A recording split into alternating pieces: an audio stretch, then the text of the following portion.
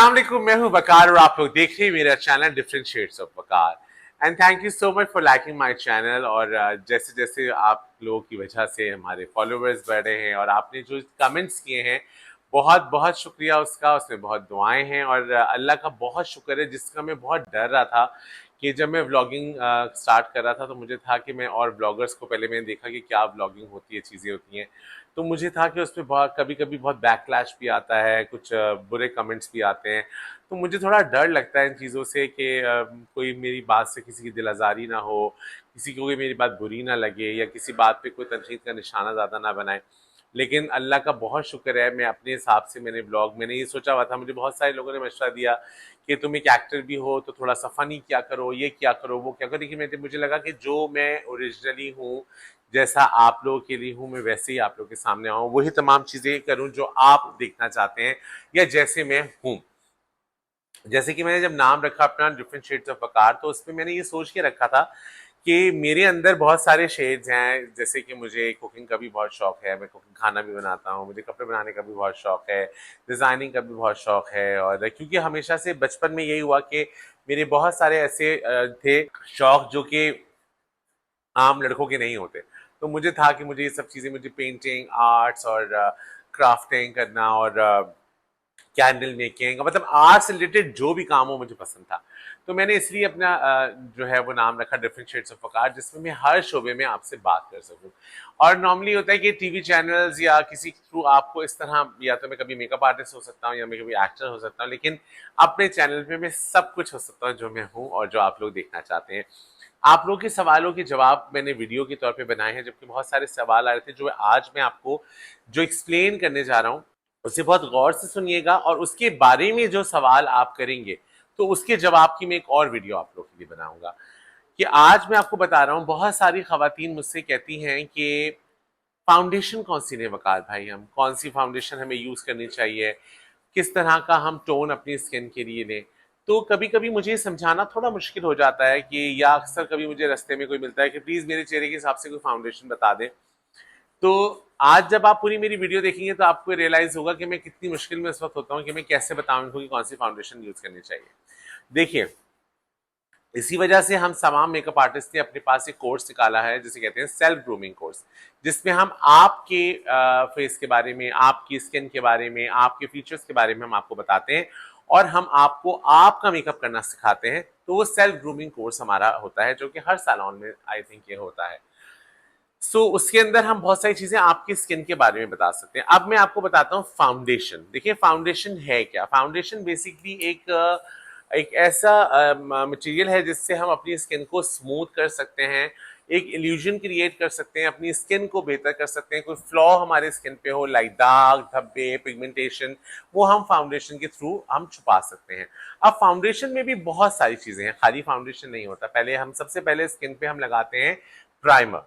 Primer के बारे में हम बात करते हैं। प्राइमर कितना जरूरी है? प्राइमर बहुत जरूरी है आपके स्किन के लिए।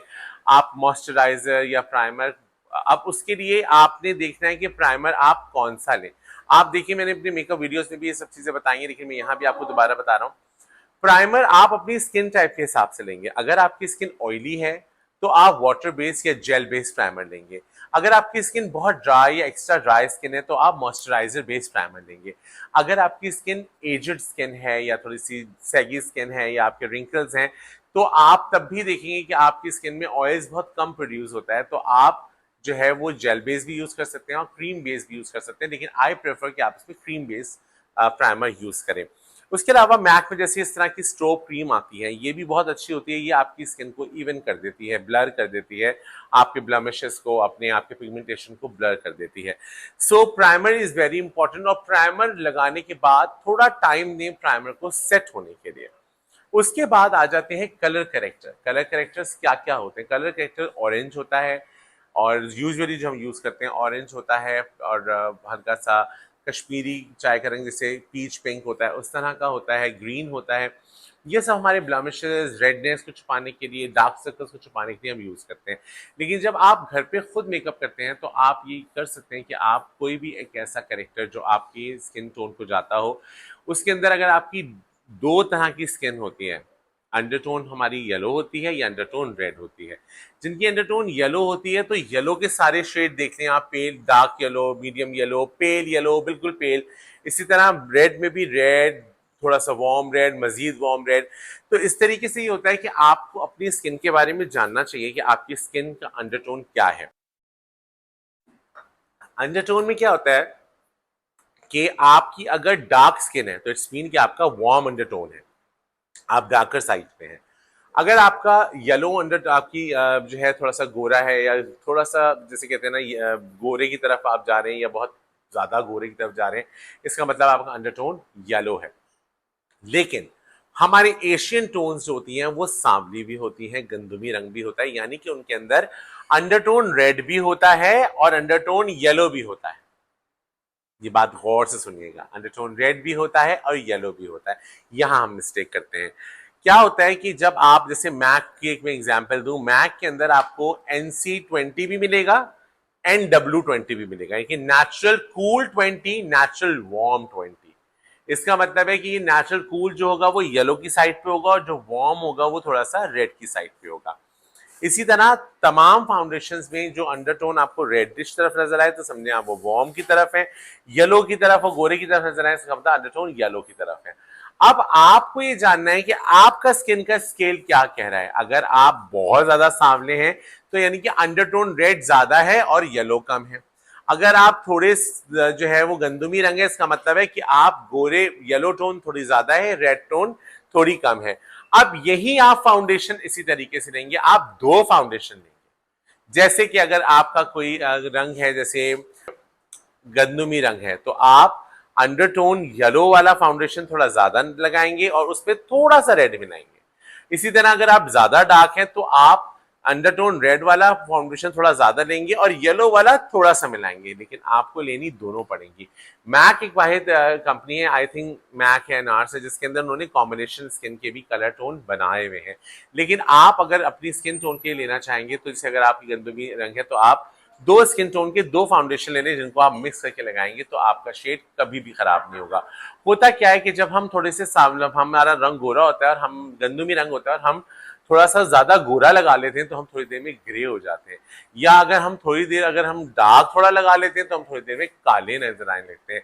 तो अक्सर ये सवाल होता है कि भाई हम फाउंडेशन लगाते हैं, हमारी स्किन टैन हो जाती है, हम टैन लुक लगते हैं, या हम अगर गोरी लगाते हैं तो हम ग्रे लगने लगते हैं।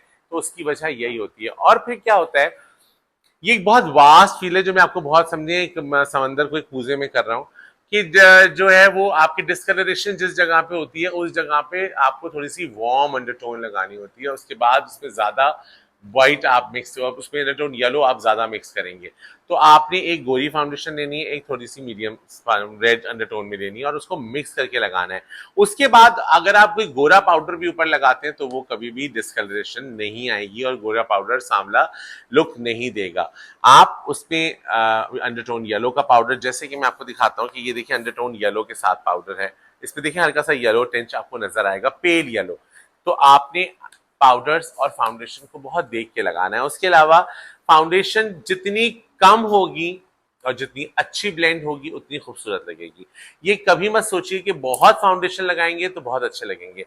क्या होता है कि कभी कभी ऐसा होता है कि हमारे कुछ जगह पे डार्कनेस होती है तो हम उसके चक्कर में पूरे फेस पे ज्यादा फाउंडेशन लगा देते हैं।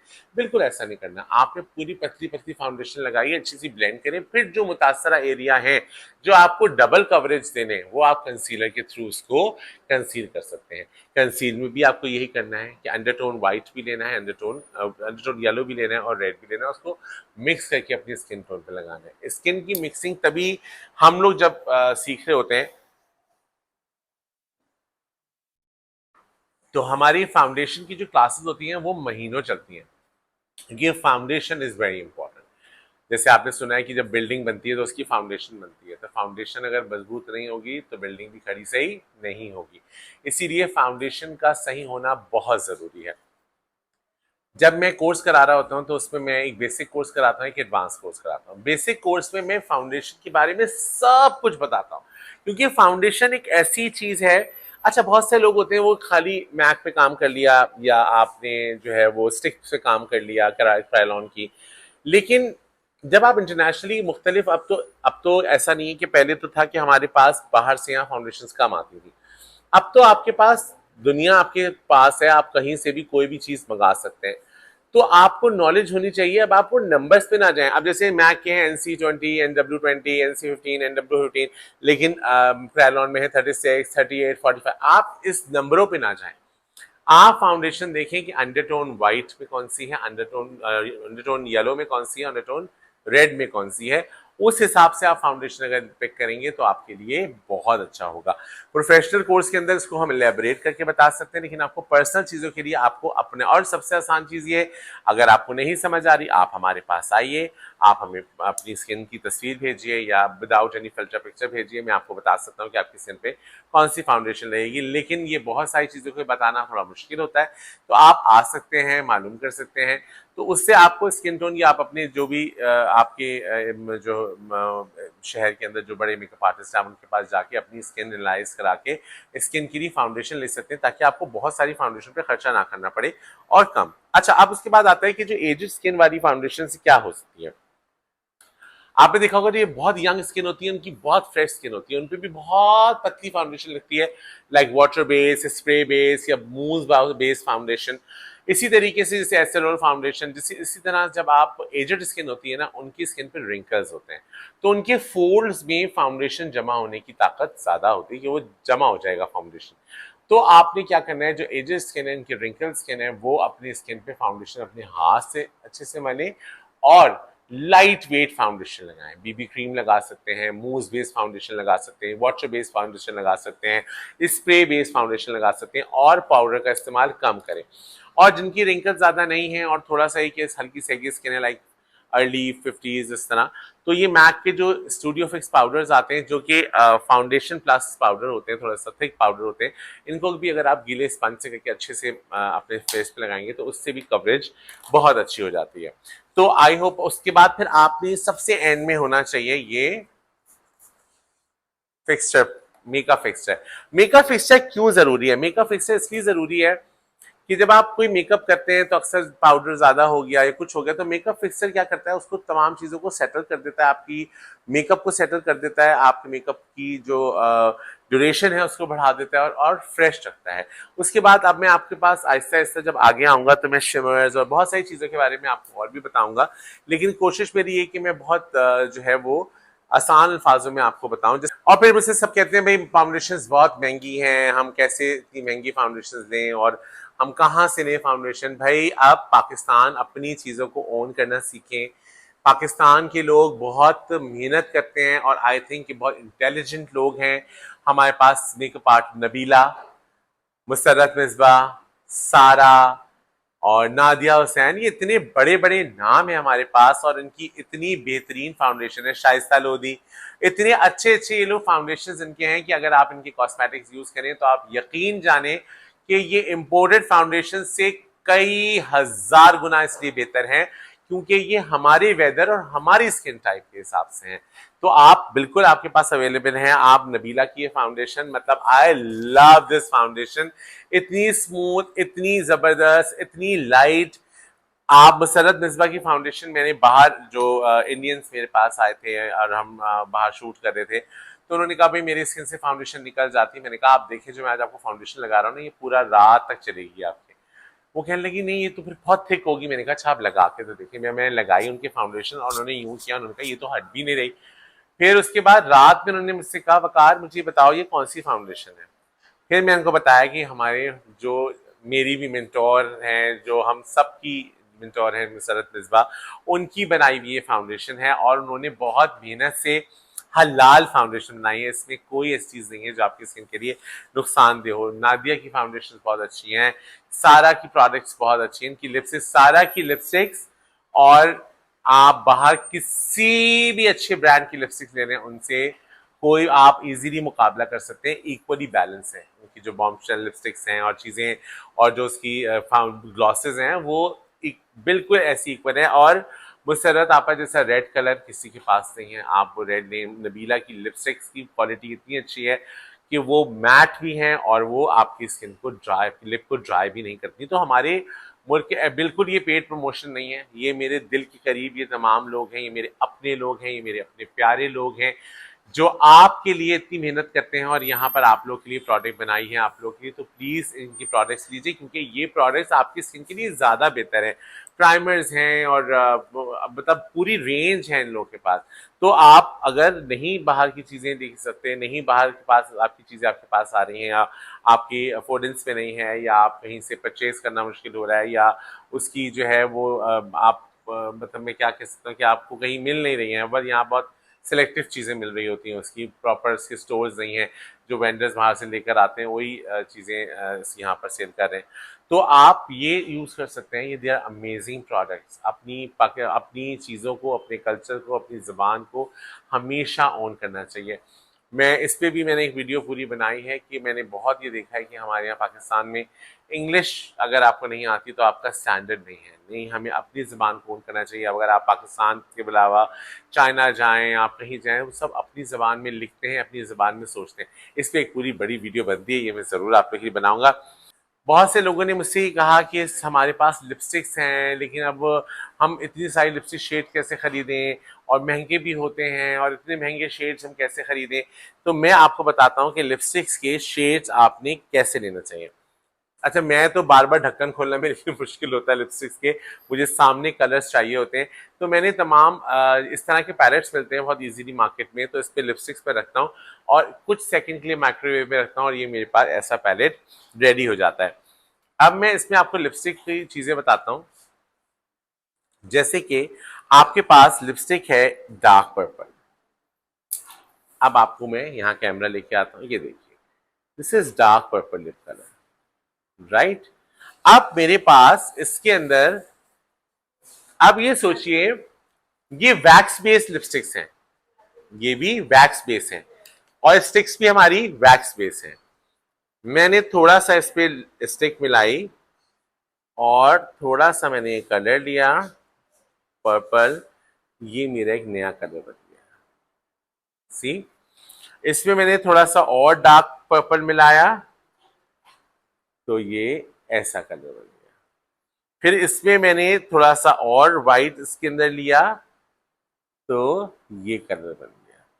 फिर उसके बाद मैंने इसमें थोड़ा सा रेड मिलाया, थोड़ा सा पिंक मिलाया और थोड़ा सा पर्पल मिलाया और इसको मिक्स किया तो मेरे पास एक नया कलर बन गया। मैंने इसी में वार्म शेड लिया, पहले मैंने अंडरटोन येलो लिया था, वार्म शेड लिया और वही पर्पल लिया और वार्म शेड के साथ मिक्स किया लाइक दिस, तो ये शेड बन गया। इसके अंदर थोड़ा सा पर्पल और ऐड किया मैंने, अभी से पर्पल का गेम चल रहा है, ये देखिए एक नया कलर बन गया। फिर उसके बाद थोड़ा सा इसको ज्यादा लिया तो ये शेड बन गया। अब आप ये देखिए, एक लिपस्टिक और एक फाउंडेशन के साथ मैंने कितने और ये मैं अभी इसको बनाता जाऊं परसेंटेज के हिसाब से तो ये बहुत बनेंगे, बहुत सारे कलर्स बनेंगे।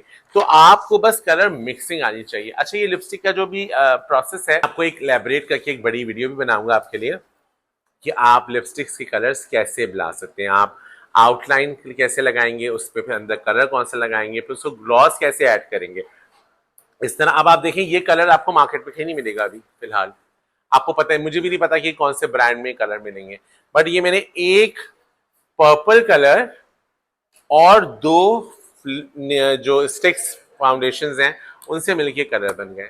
सो अब आपको परेशान होने की जरूरत नहीं है। अगर आपके पास एक लिपस्टिक है और आपके पास थोड़ी सी फाउंडेशन है, और एक और भी आसान कर देता हूं आपको, बहुत सारे जो कॉस्मेटिक स्टोर्स हैं वहां पर ये स्टिक्स आपको पूरी लेने की जरूरत नहीं है, ये क्वार्टर क्वार्टर भी मिलती हैं आपको बॉक्सेस के अंदर। पाकिस्तान में तो हर चीज का जुगाड़ है, क्वार्टर क्वार्टर भी मिलती है। तो मिक्सिंग के लिए एक आप अंडरटोन डार्क यानी कि रेड में और एक अंडरटोन लाइट यानी कि व्हाइट के अंदर आप ये लेके रखिए और इसके साथ एक पर्पल, एक डार्क ब्राउन, एक रेड, एक मजेंडा कलर अपने पास रखिए और आप ढेरों कलर बना सकते हैं। सो आज ये मैंने अपना राज भी आपको दिया है और मैंने ये पहले भी शोज वगैरह में बताया है चीजें।